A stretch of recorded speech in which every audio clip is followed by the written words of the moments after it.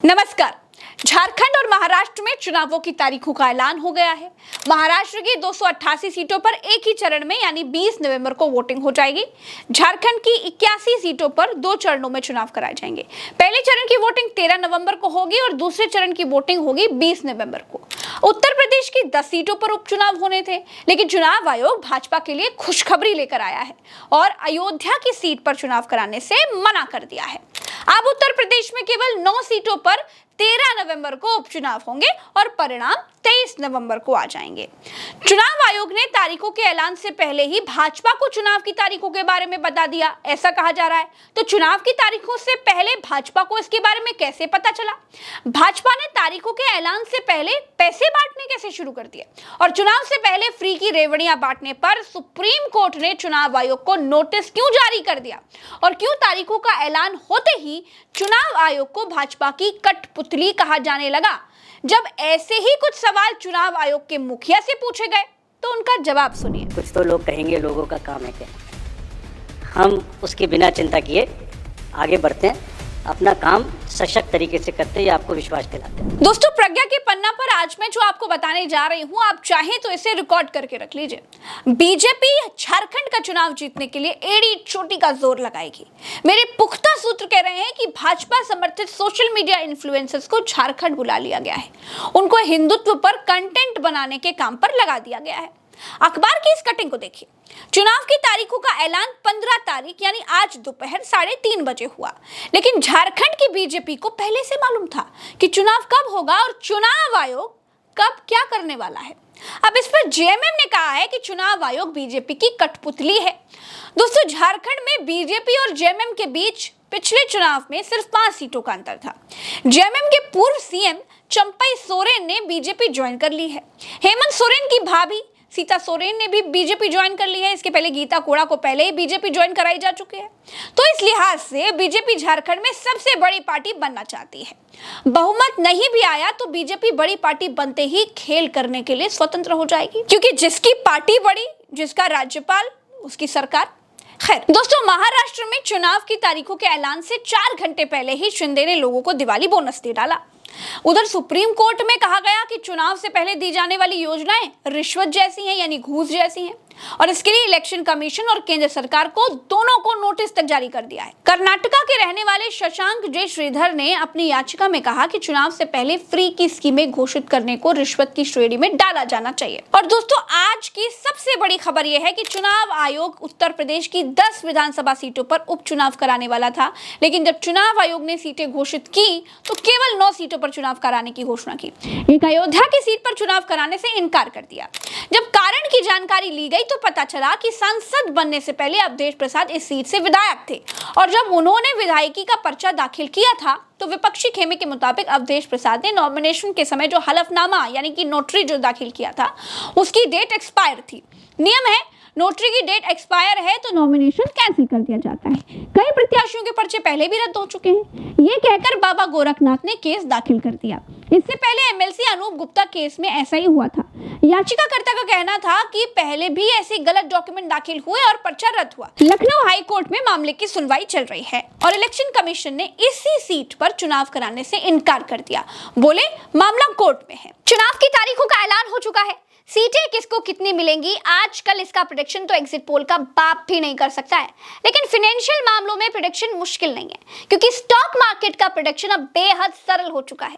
एक प्लेटफॉर्म है market wolf, जिस पर आप सभी स्टॉक प्रेडिक्ट कर सकते हैं। मार्केट वुल्फ ये एक सेबी रजिस्टर्ड प्लेटफॉर्म है। दूसरे ब्रोकरेज फर्म आपसे लगभग 200-300 रुपए ले लेते हैं, लेकिन यहाँ पर अकाउंट खोलने का कोई चार्ज नहीं है। अब इसका इस्तेमाल कैसे करते हैं ये मैं आपको समझाती हूँ। ये मैंने मार्केट वुल्फ ऐप ओपन किया और अपना पिन डाल के लॉगिन कर लिया, और अब मैंने सिलेक्ट किया इजी वे ट्रेड वाला ऑप्शन। अब मैं ये सिलेक्ट कर सकती हूँ कि मुझे किस में ट्रेड करनी है। तो चलिए मैं बैंक निफ्टी चूज कर लेती हूँ। यहाँ दिख रहे ट्रेड्स को देखकर मुझे लग रहा है कि ये नीचे जाएगा। मैं यहाँ पर एक अमाउंट चूज कर लेती हूँ और डाउन के ऑप्शन को सिलेक्ट कर लेती हूँ, और लास्ट में मुझे अब ये चूज करना है कि फास्ट रखना है या फास्टर रखना है। अब मैं अपने रिस्क को कम करने के लिए फास्टर वाले ऑप्शन को सिलेक्ट कर लेती हूँ। और सबसे जरूरी बात, यहाँ पर आप केवल 999 रुपए में डील स्टार्ट कर सकते हैं। जहां दूसरे ऐप्स पर आपको 3 गुना ज्यादा पैसे चाहिए होते हैं, यहाँ आप अपने ट्रेड को मॉनिटर भी कर सकते हैं। इसके साथ ही इसका एक अलग फीचर है स्टॉप लॉस का, जो आपके ट्रेड पर स्टॉप लगा देता है। और इसी फीचर के लिए ये बिगनर्स के लिए बिल्कुल सेफ और आसान प्लेटफॉर्म है। और यहाँ पर मार्केट वुल्फ के एक्सपर्ट रिसर्च एनालिस्ट आपको फ्री डेली ट्रेडिंग टिप्स भी दे देते हैं। यहाँ पर आप अपने ट्रेड को लाइव मॉनिटर भी कर सकते हैं। ये देखिए, यहाँ पर 1541 रुपए का प्रॉफिट बुक हो चुका है, जिसमें 2 मिनट से कम का समय लगा। इसका इस्तेमाल करना बहुत ही आसान और बहुत ही सेफ है, तो आप इसे चेकआउट कीजिए। लिंक डिस्क्रिप्शन में दिया गया है और कमेंट बॉक्स में भी पिन कर दिया है। ट्रेडिंग जुआ नहीं है, यहाँ नॉलेज की जरूरत पड़ती है। पहले सीखिए, फिर स्टॉक मार्केट में उतरिए, लालच से बचिए। दुनिया में कहीं भी किसी भी ट्रेड में जोखिम तो होते ही हैं, इसको समझ के ही ट्रेडिंग करिएगा। इस हिसाब से अगर आप देखेंगे तो चुनाव आयोग के खिलाफ तो कितने मामले कोर्ट में चलते हैं। क्या चुनाव आयोग चुनाव कराना बंद कर देता है? नहीं ना तो अब अवधेश प्रसाद मिल्कीपुर से विधायक हैं, ना वो दोबारा वहां से चुनाव लड़ने जा रहे हैं। तो अगर मिल्कीपुर पर चुनाव होता भी है तो क्या फर्क पड़ता है? क्रिमिनल केस तो है नहीं। और अगर अवधेश प्रसाद को अयोग्य घोषित किया भी जाता है तो वो तो पहले से विधायकी से इस्तीफा दे चुके हैं ना। कोर्ट से पर्चा खारिज होने की दशा में भी उपचुनाव ही कराएगा। भाजपा को जीता हुआ थोड़ी ना घोषित कर देगा। और दूसरी बात यह है कि कब तक मामला कोर्ट में चलेगा, इसके मालिक तो भगवान ही है ना। क्या तब तक सीट खाली पड़ी रहेगी?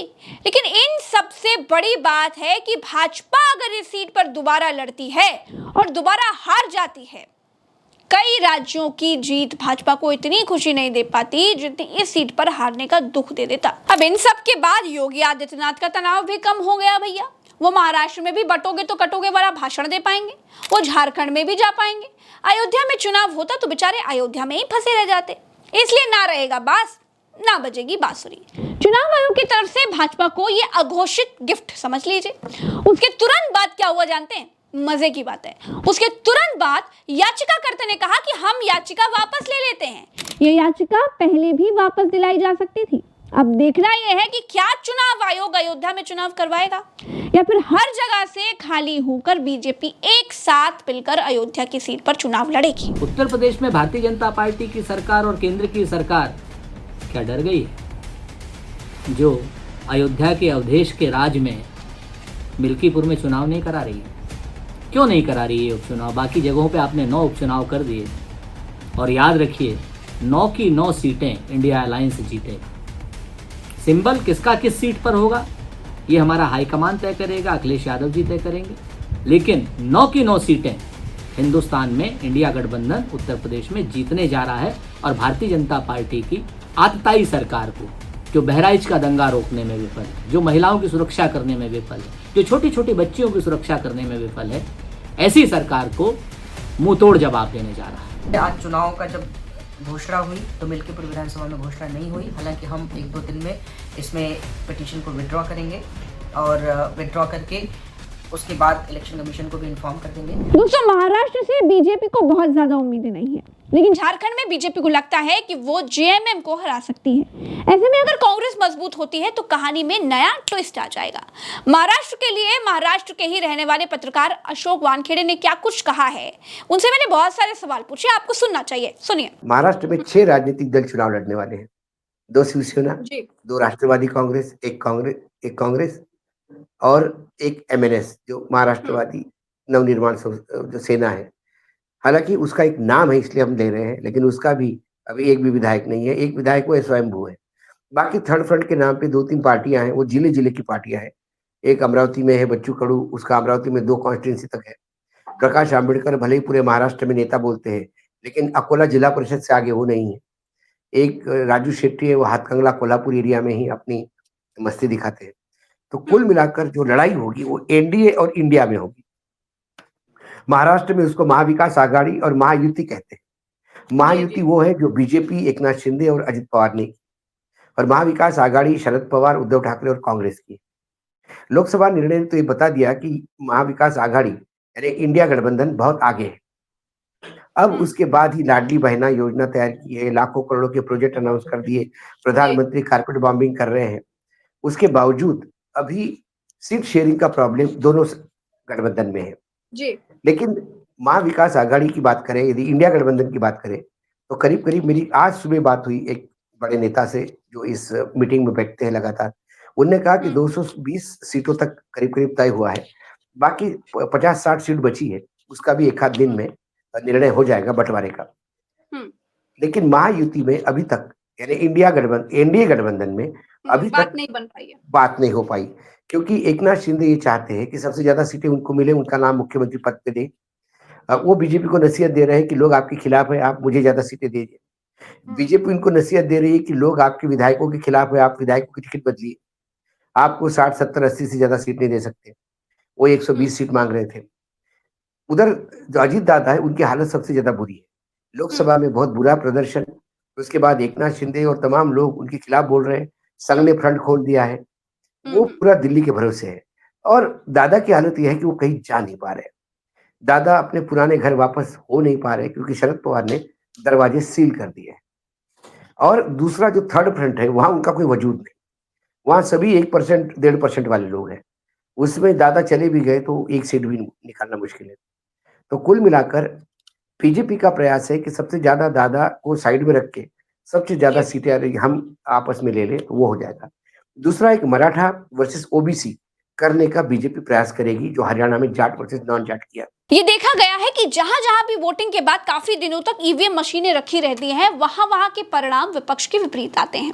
तो 13 तारीख को जहां जहां वोटिंग मशीनें होंगी, वहां वहां विपक्ष को ईवीएम की रखवाली में और ज्यादा मेहनत करनी होगी, क्योंकि कांग्रेस के मुताबिक अब वो बीजेपी से जीतने के लिए ही नहीं लड़ेगी, बल्कि बीजेपी से इतना आगे रहने की कोशिश करेगी कि काउंटिंग में 2 का 4 वाला जो खेल है वो चल ही ना सके। इस वीडियो में इतना ही। मार्केट वुल्फ पर अकाउंट खोलना बिल्कुल फ्री है। ऐप पर 2 मिलियन से ज्यादा डाउनलोड्स हैं। लिंक डिस्क्रिप्शन में है और कमेंट बॉक्स में डाल दिया है, जाइए अभी चेकआउट करिए। चलते हैं, चैनल को सब्सक्राइब करिएगा, वीडियो को दूर दूर तक शेयर करिएगा, ताकि सच सबको पता चले, लोगों की आंखें खुल जाएं। राम राम, दुआ सलाम, जय हिंद, नमस्कार।